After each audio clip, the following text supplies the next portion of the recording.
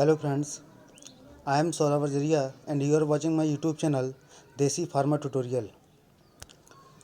आज हम पढ़ेंगे गैस्ट्रो इंटेस्टाइनल सिस्टम में पेप्टिक अल्सर।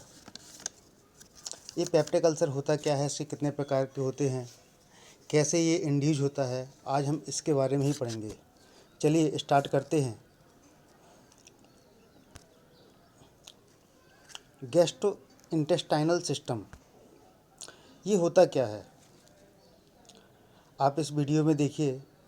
कोई भी खाना हमारे मुंह से जाता है और फाइनली वो डाइजेस्ट होके एनएस के थ्रू बाहर एक्सपेल हो जाता है।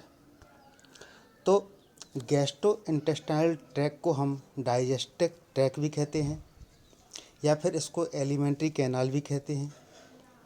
इसमें होता ये है कि हमारा खाना बॉडी में एंटर होता है, कोई भी फूड हमारी बॉडी में एंटर होता है और डाइजेस्ट होने के बाद सॉलिड वेस्ट के रूप में बाहर निकल आता है। इसमें कौन कौन से पार्ट्स होते हैं?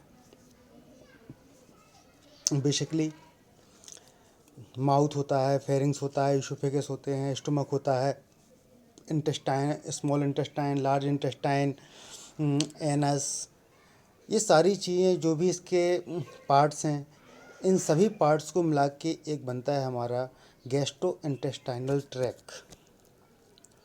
अब हमें स्पेसिफिक बात करनी है पेप्टिक अल्सर की। ये पेप्टिक अल्सर होता क्या है आखिर में? पेप्टिक अल्सर स्वाभाविक से एक अल्सर मतलब एक छोटा सा घाव होता है। तो ये क्या है पेप्टिक अल्सर? आपका जो स्टमक की लाइनिंग है उसमें ब्रेकेज उत्पन्न कर देता है। ब्रेकेज मतलब उसमें क्रैकिंग आ जाती है, उसमें इन्फ्लामेशन हो जाता है, उससे कभी कभी ब्लड भी आता है। ये इंटरनली होता है। ये क्या करता है, आपकी स्टमक की जो अंदर की लाइन है, इसमें देखिए जो स्टमक है, स्टमक के अंदर की जो परत है उसको ब्रेक कर देती है। और ये जो पेप्टिक अल्सर है हमारा, ये स्टमक वाले पार्ट में ही होता है, या फिर या तो ये स्मॉल इंटेस्टाइन के पहले पार्ट में होगा, जहाँ से स्मॉल इंटेस्टाइन शुरू होती है वहाँ से चालू होगा, या फिर बीच में भी हो सकता है, या फिर जहाँ पे ईसोफेगस ख़त्म हो रहा है, ईसोफेगस का सबसे निचला पार्ट। अब ये पेप्टिक अल्सर जो है वो कितने प्रकार का होता है? ये बेसिकली 3 प्रकार का होता है। पहला होता है आपका गैस्ट्रिक अल्सर, दूसरा होता है ड्यूडेनल अल्सर और तीसरा होता है ईसोफेगल अल्सर। अब बात करते हैं ये जो पेप्टिक अल्सर है उसकी एपिडेमियोलॉजी क्या है। ये एक बहुत ही सीरियस प्रॉब्लम है। लगभग 50,000 नए केसेस हर साल उत्पन्न होते हैं इसके, और अकेले यूएसए में 5 मिलियन पीपल्स इससे अफेक्टेड हैं। और ये जो बीमारी होती है ये करीब 55 से लेकर 60 उम्र के लोगों को ज़्यादातर होती है ये। अब जो आपका ड्यूडेनल अल्सर है ये महिलाओं की अपेक्षा पुरुषों में ज़्यादा होता है, और जो गैस्ट्रिक अल्सर है वो महिलाओं में ज़्यादा होता है पुरुषों की अपेक्षा। जो ड्यूडेनल अल्सर है वो सभी प्रकार के अल्सरों को, अल्सर एक तरफ और ड्यूडेनल अल्सर एक तरफ, मतलब 50% जो अल्सर होता है वो कहलाता है आपका ड्यूडेनल अल्सर। और स्वाभाविक सी बात है जहाँ पे एसिड का सीक्रेशन ज़्यादा, देखिए पेप्टिक अल्सर होने का सबसे बड़ा रीज़न ये है कि आपके स्टमक में एसिड की मात्रा बहुत ज़्यादा बढ़ जाना। चलिए बात करते हैं ईटियोलॉजी। ईटियोलॉजी में हम क्या पढ़ते हैं, इसके कॉज, कौन कौन से रीजन हैं हमारे जो पेप्टिक अल्सर कॉज करता है। इसका दूसरा नाम पेप्टिक अल्सर का पीयूडी भी कह सकते हैं अपन, पेप्टिक अल्सर डिसीज भी इसका नाम होता है। सबसे पहले जो पेप्टिक अल्सर होने का मेन रीज़न है वो है हेलिकोबैक्टर पायरोली। ये सबसे मोस्ट कॉमन है। 50% लोगों में, लगभग जो भी वर्ल्ड वाइड जितना भी पेप्टिक अल्सर होता है लोगों को, उसमें से 50% लोगों को हेलिकोबैक्टर पायरोली से ही ये पेप्टिक अल्सर होता है। जो दूसरा अल्सर है दूसरा सॉरी जो दूसरा आपकी कॉज है, इटियोलॉजी है, वो है मेडिकेशंस, जैसे NSAIDs, non steroidal anti inflammatory drug.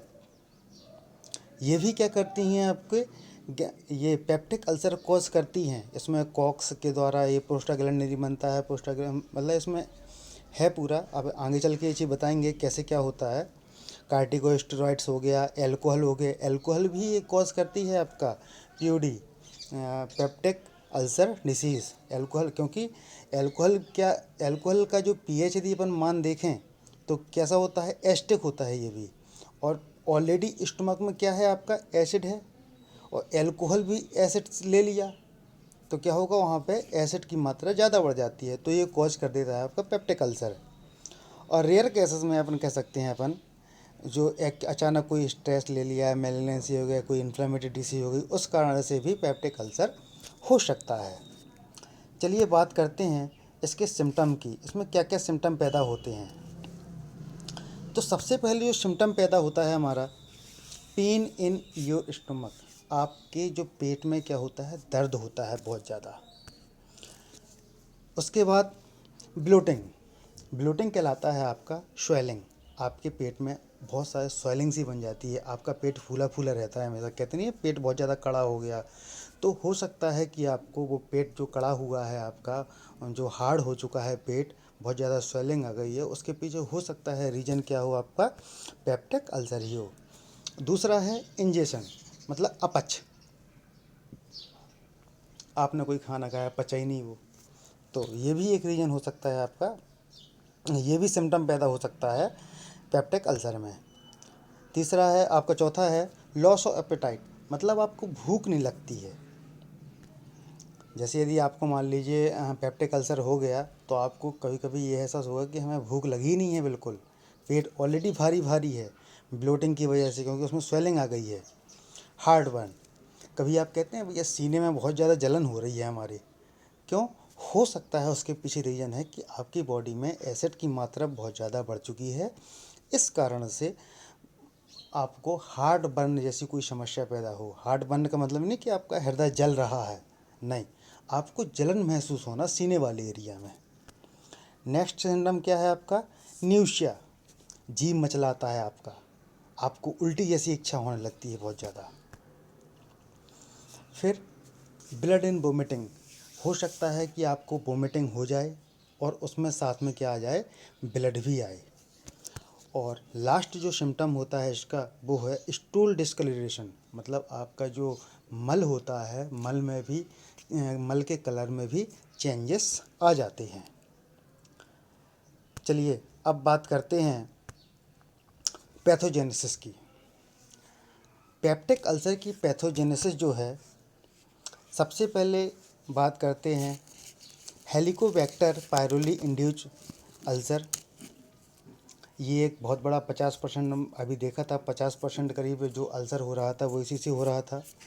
दूसरा है आपका ड्रग इंड्यूस्ड अल्सर, आपने कोई मेडिसिन ले ली जिसकी वजह से वो अंदर साइड इफ़ेक्ट कर गई बहुत ज़्यादा, और उसकी वजह से भी क्या हो गया, आपको पेप्टिक अल्सर हो गया। इसके बाद आता है आपका स्ट्रेस इंड्यूस, कोई स्ट्रेस हो गया आपको जिस वजह से भी क्या कर सकता है, ये पेप्टिक अल्सर हो सकता है। और लास्टली है आपका स्टेरॉयड इंड्यूस अल्सर, कोई आपने स्टेरॉयड ले लिया जिसकी वजह से क्या हो, आपको अल्सर को हो जाए। चलिए एक एक करके देखते हैं। अब सबसे पहले लेते हैं हम हेलिकोबैक्टर पायरोली इंड्यूस्ड पेप्टिक अल्सर। देखिए इसमें होता क्या है, ये हेलिकोबैक्टर पायरोली क्या है, एक प्रकार का ये क्या है, ग्राम नेगेटिव बैक्टीरिया है। ये क्या करता है, हीट शॉक प्रोटीन इंड्यूस करता है। अभी हीट शॉक प्रोटीन क्या है, ये प्रोटीन ग्रुप का ही एक प्रोटीन है जो कि स्ट्रेस की स्थिति को बाहर बाहर निकालता है, कि मतलब इसको क्लियर कर देता है कि इसको स्ट्रेस हो चुका है अब। उसके बाद ये क्या करेगा, ये आपकी बॉडी यूरेस, प्रोटेज और फुसिडेज का सिक्रेशन करती है, जिस कारण से यूरिया होता है वो अमोनिया में कन्वर्ट हो जाता है, अमोनिया और कार्बन डाइऑक्साइड में कन्वर्ट हो जाता है, जिस कारण से अब अमोनिया क्या करेगा, अमोनिया जो आपकी अंदर की म्यूकोसल लेयर है, म्यूकोसल लाइनिंग है, उसको क्या कर देता है, ख़राब कर देता है, उसको मतलब तोड़ देता है। उस अब क्या करेगा, वहाँ पे अमोनिया क्या करेगा, वहाँ पे जाके इन्फेक्शन कॉज करेगा। म्यूकोसल लाइन, म्यूकोस की जो मेम्ब्रेन है, लाइनिंग है, उसमें जाके वो क्या करेगा, इन्फेक्शन पैदा करेगा, जिस वजह से इन्फ्लामेटरी मीडिएटर आपके रिलीज होंगे। कौन कौन से इन्फ्लामेटरी मीडिएटर बताए थे, साइटोकाइन, ल्यूकोट्राइन्स, ये सब थे, वो रिलीज होने लगेंगे। साइटोकाइन, ल्यूकोसाइट्स, ये क्या करेंगे, आपके रिलीज होंगे। इसके बाद क्या होता है, अब जब ये साइटोकाइन्स ये सब रिलीज होने लगे, उसके बाद ये क्या करेगा, जो आपकी जो जीआईटी की, गैस्ट्रो इंटेस्टाइनल ट्रैक्ट की म्यूकस मेम्ब्रेन है, उसको क्या कर देगा, ये डैमेज कर देगा। ये डैमेज होने के बाद आपको क्या हो जाएगा, पेप्टिक अल्सर इंड्यूस हो जाएगा, आपको पेप्टिक अल्सर हो जाएगा। ठीक है, आप इसके जो भी पैथोजेनेसिस हम बता रहे हैं, 4 प्रकार की पैथोजेनेसिस हैं, आप इसको कम से कम 3 से 4 बार देखिए, ऑटोमेटिक आपको ये याद हो जाएंगी। और आप इस चीज़ को 1-2 बार लिख के देख लीजिएगा, आपको ये चीज़ याद होने लगेंगी। चलिए दूसरी पैथोजेनेसिस पर आते हैं हम। दूसरी जो पैथोजेनेसिस है, ड्रग इंड्यूस्ड पेप्टिक अल्सर। अब इसमें होता क्या है, जैसे मान लीजिए आपने non steroidal anti inflammatory drug या एस्पिरिन ले ली, ठीक है, ये क्या करेगी, कॉक्स साइक्लो ऑक्सीजनेस 1 पाथवे को क्या करेगी, इनहिबिट कर देगी, जिससे क्या होगा, आपका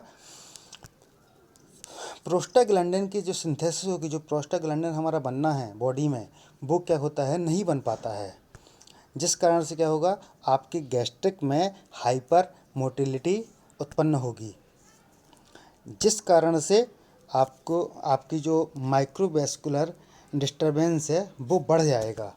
और जैसे ही आपकी बॉडी में माइक्रोवैस्कुलर डिस्टरबेंस बढ़ा, तो ये क्या कर देगा, जो म्यूकस में म्यूकोसल मेम्ब्रेन में जो ब्लड फ्लो हो रहा था, वो क्या हो जाएगा, कम हो जाएगा। जैसे ही ये ब्लड फ्लो कम होगा, तो आपका ये क्या कर देगा, आपका ये अल्सर कॉज कर देगा। नेक्स्ट पैथोजेनेसिस है आपके स्ट्रेस इंड्यूस्ड पेप्टिक अल्सर। अब कहानी इसमें भी सेम यही बनती है, जैसे ही स्ट्रेस हो जाता है, ठीक है, तो ये क्या कर देती है, एनर्जी को कंजप्शन करना ज़्यादा, एनर्जी का कंजप्शन ज़्यादा कर देता है, जिस कारण से ग्लाइकोलाइसिस की प्रक्रिया जो है वो बढ़ जाती है। अब जैसे ही ग्लाइकोलाइसिस की प्रक्रिया बढ़ेगी आपकी बॉडी में, तो ये फास्फोलाइपेज A2 का इन्हिबिशन कर देगी। कौन सा हार्मोन करेगी ये, कॉर्टिसोल हार्मोन जो है, वो आपके फास्फोलाइपेज A2 की सिंथेसिस को क्या कर देगी, इनहिबिट कर देगी। जैसे ही फास्फोलाइपेज A2 की इनहिबिटी ख़त्म होगी, तो एर्गोडेनिक एसिड का फॉर्मेशन नहीं होगा, और जैसे ही एर्गोडेनिक और एसिड फॉर्मेशन नहीं होगा, तो ये कॉक्स 2 की प्रक्रिया नहीं हो, कॉक्स 1 की प्रक्रिया नहीं होगी, जिस कारण से प्रोस्टाग्लैंडिन का सिंथेसिस भी नहीं होगा, और इस कारण से आपको क्या होगा, गैस्ट्रिक जूस का सिक्रेशन, जो आपकी बॉडी में एसिड बन रहा है, उसका सिक्रेशन ज़्यादा हो जाएगा, जिस वजह से आपको अल्सर कॉज हो सकता है। अब नेक्स्ट आपकी जो पैथोजेनेसिस है, वो है स्टेरॉइड इंड्यूस्ड पेप्टिक अल्सर।